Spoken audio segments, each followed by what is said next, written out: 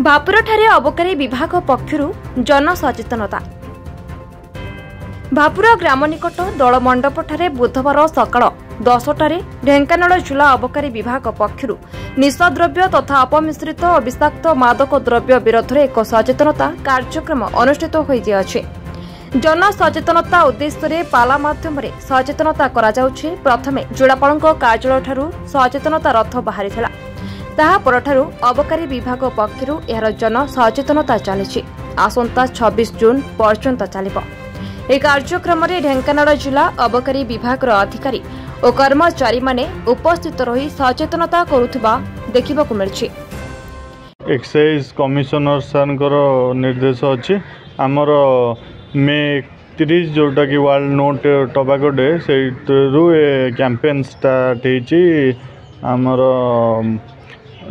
अपमिश्रित निशाद्रव्य एवं चोरा मद एसबू विरुद्ध रे आटा कि चलो 26 जून पर्यंत जोटा कि अच्छी आम illicit day against illicit liquor उपरे ट्रैफिकिंग उपरे जो डेटा अच्छी से पर्यंत चलो जेटा राज्यव्यापी पालन कराऊँ। आमर सुपरिटेडेंट मैडम आर्या सभ्यता मैडम निर्देश अच्छे आम जिलाव्यापी दासकाठिया पाला सचेतनता रथ एवं campaign door to door campaign एमती भाव में चलुची।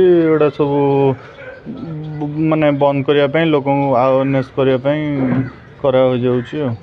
प्लान अच्छी आम तो कड़ा कार्यानुष्ठान निया जो माने मैन्युफैक्चरर अच्छा कि ट्रांसपोर्टर अच्छा जोटा कि प्रत्येक माने आम अधिकरू अधिक एगेंस्ट बुक करुचु केस आ कड़ा केमिति एक्शन निया आम यथा संभव आमर पार पर्यंत चेष्टा चलैछु। हिंदोलरू प्रभास कुंटिया रिपोर्ट बी न्यूज।